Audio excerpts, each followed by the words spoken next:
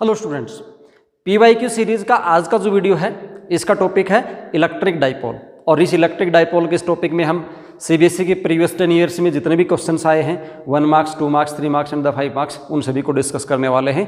PYQ जो question होते हैं वो आपके एग्जाम प्रिपरेशन में, सीबीएसई बोर्ड एग्जाम प्रिपरेशन में बहुत ही इंपॉर्टेंट रोल प्ले करते हैं और ये आपकी परफॉर्मेंस को बूस्ट भी करते हैं। आपका जो रैंक होता है वो हाई आता है, परसेंटेज आपको इंक्रीज करने में मदद मिलती है और आपको ये भी पता चलता है कि सीबीएसई बोर्ड एग्जाम में किस टाइप के क्वेश्चंस आते हैं। तो पीवाईक्यू की जो प्रैक्टिस है वो आपके लिए एक प्रकार से समझ लो मैंडेटरी है। इसको आप अगर कर लेते हो तो आप फुल्ली कॉन्फिडेंट हो जाते हो कि एग्जाम चाहे कैसा भी आए हमें कोई प्रॉब्लम नहीं। अभी तक अगर आपने चैनल को सब्सक्राइब नहीं किया है, आप नए हैं तो चैनल को सब्सक्राइब करें और अपने फ्रेंड्स को भी रिकमेंड करें, क्योंकि आपको यहाँ पे हर चैप्टर के, हर टॉपिक के जो कंसेप्ट्स हैं वो भी मिलेंगे, पीवाईक्यूज के सॉल्यूशन भी मिलेंगे और नॉट ओनली द सॉल्यूशन, आपको उसका कंसेप्ट पॉइंट भी मिलेगा। अगर आप ये भी देख लेते हो तो आपका साथ साथ में चैप्टर का रिविजन भी हो जाता है। Okay, let's start. First question जो है 1 मार्क क्वेश्चन है और वो ये है, define the term electric dipole moment of a dipole, state it's ऐसा यूनिट। तो इलेक्ट्रिक डाइपोल मोमेंट होता है, आपको पता है जैसे डाइपोल में क्या होता है, एक पॉजिटिव चार्ज होता है, एक नेगेटिव चार्ज होता है और इनके बीच में एक स्मॉल सेपरेशन होता है, 2a डिस्टेंस से रिप्रेजेंट करते हैं जिसको डाइपोल लेंथ बोलते हैं। ये मैग्नीट्यूड ऑफ द चार्ज है। तो डाइपोल मोमेंट p क्या होता है, magnitude of either charge, magnitude of either charge into dipole length. This is the definition of dipole moment. इसको मैं ऐसे भी लिख सकता हूँ 2a into Q, 2a into Q. और ध्यान देना है, डाइपोल मोमेंट है एक वेक्टर क्वांटिटी है, यहाँ पे पूछ नहीं रखा लेकिन आपको याद करके रखना है कि कैसी क्वांटिटी है, वेक्टर क्वांटिटी है। डायरेक्शन होती है नेगेटिव टू पॉजिटिव, डायरेक्शन कहाँ होती है, नेगेटिव टू पॉजिटिव होती है। ऐसा यूनिट पूछी है, देखो 2a ये तो लेंथ है, तो लेंथ की क्या होती है मीटर और ये है कुलम, तो मीटर कुलम। मीटर कुलम क्या होती है इसकी, एसआई यूनिट होती है। अगर सीजीएस यूनिट की बात करोगे तो मीटर का क्या हो जाता है सेंटीमीटर और कुलम का क्या हो जाता है स्टेट कुलम। ये इसकी सीजीएस यूनिट है। ओके, नेक्स्ट क्वेश्चन है, ये 1 मार्क्स क्वेश्चन था। अब 3 मार्क्स क्वेश्चन है, derive an expression for the electric field due to a dipole of dipole moment p at a point on its perpendicular bisector. तो ये जो direct derivation है, जो डेरिवेशन से इनके लिंक्स मैं डिस्क्रिप्शन बॉक्स में दे रहा हूँ, वहाँ पे पहले से हमने ये वीडियो बना के रखे हुए हैं, आप वहाँ से देख सकते हैं। न्यूमेरिकल्स जो हैं या कॉन्सेप्ट पॉइंट्स हैं वो हम सोल्व करते चले जाएंगे, तो इसका लिंक आपको डिस्क्रिप्शन बॉक्स में मिल जाएगा। नेक्स्ट क्वेश्चन है, derive an expression for the electric field at a point on equatorial line of electric dipole. इसका लिंक भी मैं डिस्क्रिप्शन बॉक्स में दे रहा हूँ। क्वेश्चन नंबर 5 है, बस इसका मैं आपको थोड़ा सा बता देता हूँ, थोड़ा थोड़ा आपको इसका आइडिया हो जाएगा कि कैसे करना है। मैं ब्रीफली बता देता हूँ, डिटेल में आप डिस्क्रिप्शन बॉक्स में लिंक है वहाँ से जाके देख लेंगे।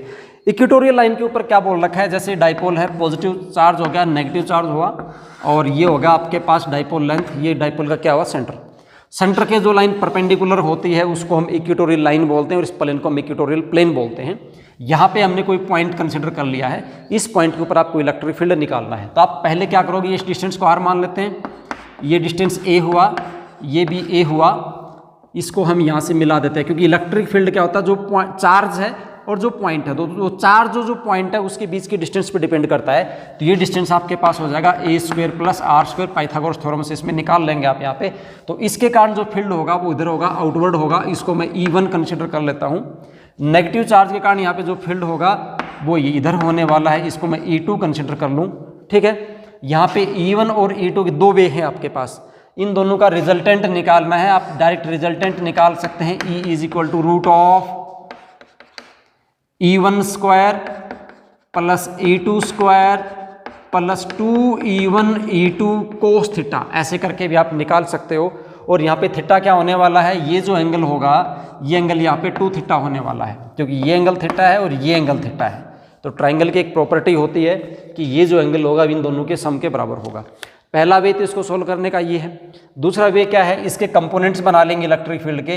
E1 का कंपोनेंट यहाँ पे हो जाएगा E1 cos थीटा, अगर ये एंगल थीटा है तो ये एंगल थीटा इतना यहाँ तक, इधर हो जाएगा E1 sin theta.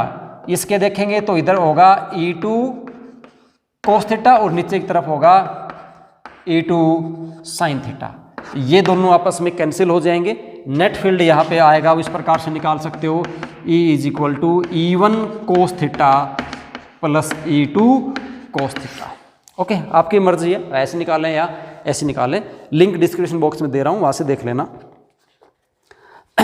Long answer type में 5 मार्क्स का क्वेश्चन है। Derive an expression for the electric field at any point on the equatorial line of electric dipole. वही क्वेश्चन फिर से रिपीट हो रहा है, मतलब डाइपोल के आपके पास डाइपोल के 3 क्वेश्चन बनते हैं mainly.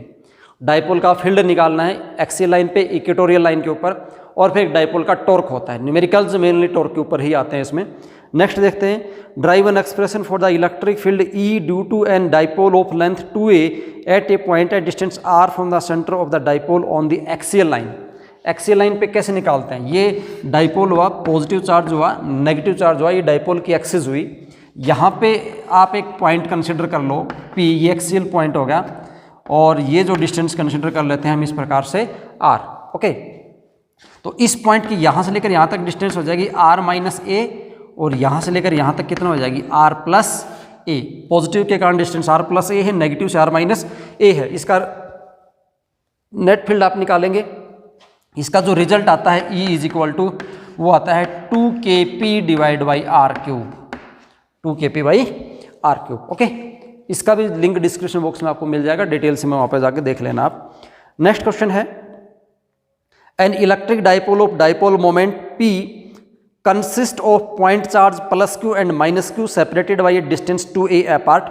Deduce the expression for the electric field E due to the dipole at a distance x from the center of the dipole on the axial line. Same वही question है जो पहले पूछ रखा था। नेक्स्ट क्वेश्चन है, find the resultant electric field due to an electric dipole of dipole moment 2aq।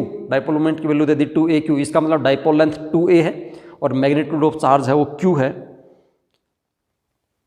Eight a point at a distance x on its equator. ध्यान रखना, इक्वेटर का मतलब क्या है? ये इक्वेटर का मतलब इक्वेटोरियल लाइन भी बोल सकता है, इक्वेटोरियल प्लेन भी बोल सकता है, और ये एक्सियल लाइन है। ओके, 2 ही पॉइंट है, यहाँ पे कंफ्यूज मत होना कि कहीं आप ये सोचो कि मुझे क्वेश्चन ऐसे ही मिलेगा कि मुझे इक्वेटोरियल लाइन पे निकालना है या इक्वेटोरियल प्लेन पे, उसको ये इक्वेटर भी बोल सकता है, जैसा कि इस क्वेश्चन में बोला है। नेक्स्ट क्वेश्चन है, define electric dipole moment. Starting में हमने डिफाइन कर दिया था 2aq होता है, इट इज स्केलर और ए वेक्टर क्वांटिटी। तो मैंने आपको बताया था ये कैसी क्वांटिटी है? वेक्टर क्वांटिटी है, स्केलर क्वांटिटी ये नहीं है। कैसी क्वांटिटी है? It is a vector quantity. Derive the expression for the electric field of dipole at a point on the equatorial plane of the dipole. तो ये ड्राइव करना है। ओके, ये तो इसके ऊपर हुए। नेक्स्ट जो है इसके अंदर वो dipole in a uniform external field, मतलब डाइपोल को जब हम एक्सटर्नल फील्ड में रखते हैं तो क्या होता है, उसका जो पहला क्वेश्चन है वो ये है, right the expression for the torque acting on dipole of dipole moment P placed in electric field E। ये इसका लिंक आपको डिस्क्रिप्शन बॉक्स में मिलेगा, लेकिन मैं आपको बता रहा हूँ फिर भी इसके जो कुछ कंसेप्ट्स हैं वो आपको बता रहा हूँ कि यूनिफॉर्म इलेक्ट्रिक फील्ड में जब डाइपोल को हम रखते हैं तो क्या क्या होता है। मैं कंसेप्ट पॉइंट यहाँ पे बता रहा हूँ। देखिए, ये इस प्रकार से जो यूनिफॉर्म इलेक्ट्रिक फील्ड होता है वो इक्वी डिस्टेंस पैरेलल लाइन से रिप्रेजेंट किया जाता है। लाइन्स पैरेलल है और उनकी बीच की डिस्टेंस अगर बराबर है तो यूनिफॉर्म इलेक्ट्रिक फील्ड को रिप्रेजेंट करती है। और इसके अंदर हमने क्या किया, इसके अंदर हमने इस प्रकार से एक डाइपोल को रख दिया, इस प्रकार से ये हमने इसके अंदर डाइपोल रख दिया, this is a dipole. Okay, और डाइपोल का ये हो गया पॉजिटिव चार्ज और ये हुआ नेगेटिव चार्ज। ठीक है, ये ऐसे हमने एक डाइपोल इसके अंदर रखा। अब आपको पता है क्योंकि पॉजिटिव चार्ज जो होता है उसका जो फोर्स होता है वो होता है इन the direction of electric field. Electric field की जो भी डायरेक्शन है उसी डायरेक्शन में क्या होता है, इसका फोर्स होता है। तो इस पे जो फोर्स लगेगा, इस पे जो फोर्स लगेगा वो प्लस QE लगने वाला है, वो इन the direction of electric field लगने वाला है। इस पे जो फोर्स लगेगा, इस पे जो फोर्स वो माइनस QE भी लिख सकते हो और ओनली QE, और अगर यहाँ पे प्लस नहीं लिखो तो QE लिख सकते हो, लेकिन यहाँ पे लिखना पड़ेगा फिर in the direction of the field opposite to the direction of field. ठीक है, मैं सिंपली लिख देता हूँ प्लस QE और इधर क्या हुआ माइनस QE। ओके, ये फोर्स यहाँ पे लगने वाला है। अब आप एक बात ध्यान से देना, इस पे क्वेश्चन पूछता है कि डाइपोल पे नेट टॉर्क कितना होगा, डाइपोल के ऊपर नेट टॉर्क कितना होगा और नेट फोर्स कितना होगा। तो सबसे पहले अगर मैं नेट फोर्स की बात करूं तो नेट फोर्स जो है वो this force plus this force होगा। तो दिस, ये दोनों के दोनों फोर्स निकालोगे, plus QE minus QE, force कितना आया 0। तो डाइपोल के ऊपर नेट फोर्स 0 है, इसका मतलब हुआ कि इसके अंदर किसी प्रकार का कोई ट्रांसलेशन नहीं है। हम क्या पे लिखेंगे, no linear motion, no linear motion. कोई लीनियर मोशन इसके अंदर नहीं है, या मैं कहूं कि नो ट्रांसलेटरी मोशन, या मैं बोलूं dipole is in translatory equilibrium, dipole translatory equilibrium में है, मतलब इसमें किसी प्रकार का आगे और पीछे मतलब फॉरवर्ड एंड बैकवर्ड किसी प्रकार का कोई मोशन नहीं हो रहा है। ओके, नेक्स्ट आपके पास बचा टॉर्क। टॉर्क क्या होता है? फोर्स इनटू परपेंडिकुलर डिस्टेंस होता है, फोर्स इनटू परपेंडिकुलर डिस्टेंस। तो यहाँ पे इसके बीच में इसके बीच में परपेंडिकुलर डिस्टेंस निकालनी है, तो इसको थोड़ा सा पीछे खींचो, यहाँ से परपेंडिकुलर ड्रॉप करो, तो ये जो है ये परपेंडिकुलर डिस्टेंस है, और ये परपेंडिकुलर डिस्टेंस है, ये डाइपोल का लेंथ है 2a, परपेंडिकुलर डिस्टेंस आपके पास आती है 2a sin थीटा। मैं इसको थोड़ा जल्दी जल्दी बता रहा हूँ क्योंकि धीरे धीरे और जो बिल्कुल डिटेल में जो सॉल्यूशन है वो डिस्क्रिप्शन बॉक्स के लिंक में है, आप वहाँ से देख लेना।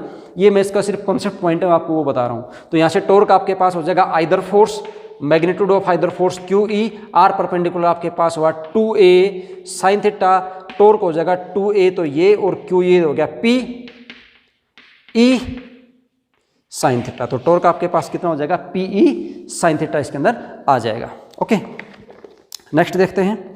इसके अंदर स्टेबल इक्विलिब्रियम और अनस्टेबल इक्विलिब्रियम की भी कंडीशंस होती है, और वो भी जो डिस्क्रिप्शन बॉक्स में मैंने लिंक दे रखा है वहाँ पे सब कुछ डिस्कस किया हुआ है। ओके, नेक्स्ट क्वेश्चन है, depict the orientation of dipole in A stable and unstable equilibrium in uniform electric field. Question यहाँ पे आ ही गया कि यूनिफॉर्म इलेक्ट्रिक फील्ड में अगर डाइपोल है तो उसकी स्टेबल और अनस्टेबल इक्विलिब्रियम जो होगा उसके लिए आपको क्या बनाना है? डायग्राम बना के दिखाना है कि किस प्रकार से स्टेबल होगा और किस प्रकार से अनस्टेबल होगा। तो देखिए, हम इलेक्ट्रिक फील्ड लाइंस को पहले इस प्रकार से रिप्रेजेंट कर देते हैं, इक्वी डिस्टेंस पैरेलल लाइन से इलेक्ट्रिक फील्ड लाइंस को हम रिप्रेजेंट कर देते हैं। डाइपोल है, या फिर आप सिंपली एक सिंपल लाइन से भी रिप्रेजेंट करिए, करने की जरूरत भी नहीं है, मैं तो आपको दोनों वे करके दिखाता हूँ। अगर डाइपोल को आप ऐसे रखते हो, यहाँ पे माइनस और ये प्लस, अगर डाइपोल ऐसे रखा हुआ है तो इस केस में आप क्या देखोगे? थीटा की वैल्यू है 0, थीटा की वैल्यू क्या है? 0, और ये स्टेबल इक्विलिब्रियम है। कौन सा इक्विलिब्रियम है? स्टेबल। दूसरा, इसको आप ऐसे भी प्रेजेंट कर सकते हो, ये है direction of electric field E और ये है direction of dipole moment P। अगर ऐसा है तो स्टेबल इक्विलिब्रियम है। अनस्टेबल इक्विलिब्रियम में आप क्या करेंगे? अनस्टेबल इक्विलिब्रियम में कुछ ऐसा होने वाला है, इस प्रकार से ये आप uniform electric line of force करेंगे, पॉजिटिव चार्ज को यहाँ रख देंगे, नेगेटिव चार्ज को यहाँ कर देंगे, ये आपके पास डाइपोल हुआ। इस केस में थीटा की वैल्यू जो है वो 180 डिग्री होने वाली है। इसमें आप ऐसे भी लिख सकते हो, इस डायग्राम के अकॉर्डिंग अगर आप बनाओगे तो इसको आप ऐसे लिख सकते हो, ये डायरेक्शन होगी इलेक्ट्रिक लाइन ऑफ फोर्स की E की, और ये डायरेक्शन होगी डाइपोल मोमेंट P की। मतलब dipole moment electric field line से अपोजिट है, मतलब इस केस में थीटा की वैल्यू कितनी है? 180 डिग्री है, तो ये अनस्टेबल इक्विलिब्रियम में है। Next question, obtain expression for the torque to experienced by electric dipole of dipole moment P in uniform electric field E। Dipole, ये मतलब ये रिपीट होने वाले हैं बार बार डाइपोल के बारे में। What will happen if the field were not uniform. हाँ, ये देखने की बात है। अगर ये फील्ड यूनिफॉर्म था तो हमने देखा था कि यूनिफॉर्म फील्ड था तो टॉर्क भी एक्सपीरियंस कर रहा है और कोई फोर्स एक्सपीरियंस नहीं कर रहा। अगर ये फील्ड यूनिफॉर्म नहीं होता उस केस में क्या होता है? जैसे मान लो इलेक्ट्रिक लाइन ऑफ फोर्स कुछ इस प्रकार से रिप्रेजेंट की हुई होती और डाइपोल को रख दिया आपने ऐसे, ऐसे डाइपोल को आपने रख दिया। अब बताओ क्या होगा? तो आप क्या देख रहे हो, यहाँ पे जो फील्ड है वो तो वीक है और यहाँ पे फील्ड क्या है? स्ट्रॉन्ग है। क्योंकि आपको पता है ना, जहाँ पे लाइन ऑफ फोर्स एक दूसरे के क्लोज होती है वहाँ पे फील्ड स्ट्रॉन्ग होता है, और जहाँ पे लाइन ऑफ फील्ड एक दूसरे से दूर होती है वहाँ पे फील्ड वीक होता है। तो हम यहाँ पे क्या देखते हैं, ये वीक फोर्स लगेगा यहाँ पे स्ट्रॉन्ग फोर्स लगेगा। इसका मतलब इसका मूवमेंट इस डायरेक्शन में होगा, तो मतलब यहाँ पे ट्रांसलेटरी मोशन होगा, इसमें कोई लीनियर मोशन होगा। यूनिफॉर्म और नॉन यूनिफॉर्म में यही फर्क है। नॉन यूनिफॉर्म फील्ड उसमें टॉर्क भी लग रहा है और ट्रांसलेटरी मोशन भी हो रहा है, वो ट्रांसलेटरी इक्विलिब्रियम में नहीं है। जबकि जब यूनिफॉर्म में था तो ट्रांसलेटरी इक्विलिब्रियम में भी था, ट्रांसलेटरी इक्विलिब्रियम में था और टॉर्क लग रहा था। ओके, नेक्स्ट क्वेश्चन है, an electric dipole of dipole moment P is placed in uniform electric field E। Obtain expression for the torque to experienced by the dipole, identify the two pairs of the perpendicular vectors in the expression. यही torque वाला question हो गया। Next, electric dipole is kept in uniform electric field, derive expression for the net torque acting on its and write its direction state the condition under which the dipole is in stable equilibrium and unstable equilibrium. वही question बार बार repeat हो रहा है। Stable equilibrium कब होता है? जब theta बराबर 0 हो। अनस्टेबल कब होता है? जब थीटा की वैल्यू कितना हो? 180 डिग्री हो। नेक्स्ट क्वेश्चन इसके अंदर क्या है? If dipole were kept in uniform external field E note diagrammatically represent the position of the dipole in stable and unstable. ये स्टेबल और ये अनस्टेबल डायग्राम से रिप्रेजेंट कर दिया। Define torque acting on dipole of dipole moment P placed, वही है torque की definition है। और क्या है कि टॉर्क का आपको एक्सप्रेशन निकालना है और स्टेबल अनस्टेबल की कंडीशन बतानी है। और लास्ट क्वेश्चन इसके अंदर आया है डिड्यूस द एक्सप्रेशन, वही टॉर्क वाले बार बार रिपीट करके रखे हुए। पिछले 10 साल में से किसी प्रकार का कोई न्यूमेरिकल नहीं पूछा गया है। फिर भी अगर पीछे नहीं पूछा गया इसका मतलब ये नहीं है कि आगे भी न्यूमेरिकल्स नहीं पूछे जाएंगे। आपको न्यूमेरिकल्स की तैयारी करनी है। और नेक्स्ट जो वीडियो है उसमें हम क्या करेंगे, डाइपोल के जो न्यूमेरिकल्स आते हैं, किस प्रकार के न्यूमेरिकल्स डाइपोल पे बन सकते हैं, उन वीडियो उसके ऊपर हम एक वीडियो बनाने वाले हैं न्यूमेरिकल्स के ऊपर, उसे आप देख लेना। और ये जो वीडियो सीरीज में बना रहा हूँ PYQ के, ये सिर्फ इसी बात को ध्यान में रखते हुए बना रहा हूँ ताकि बच्चे जो हैं बोर्ड एग्जाम में अपने आप को कॉन्फिडेंट फील करें, उसमें किसी प्रकार का कोई डर का फील ना हो। क्योंकि जब डर होता है तो आपका कॉन्फिडेंस डाउन हो जाता है। PYQs की अगर आप प्रैक्टिस कर लेते हैं तो आपको CBSE बोर्ड का जो पेपर आने वाला है उसका आराम से अनुमान लग जाएगा कि इस टाइप का पेपर आने वाला है, ऐसी मेरी प्रिपरेशन है। तो आप फुल्ली कॉन्फिडेंट रहेंगे। और अगर आप कॉन्फिडेंस में हैं तो फिर आप क्या करेंगे, एग्जाम में उसका आंसर भी लिख सकते हैं जिसका सिर्फ आपको अंदाजा है, कभी पढ़ा है तो वहाँ पे भी वो याद आ जाता है। क्योंकि कॉन्फिडेंस होता है तो आपका सब कुछ अच्छा ही चलता है। ओके, तो इनको देखते चले जाएं और अपना कॉन्फिडेंस का लेवल है उसको आप हाई करके रखें।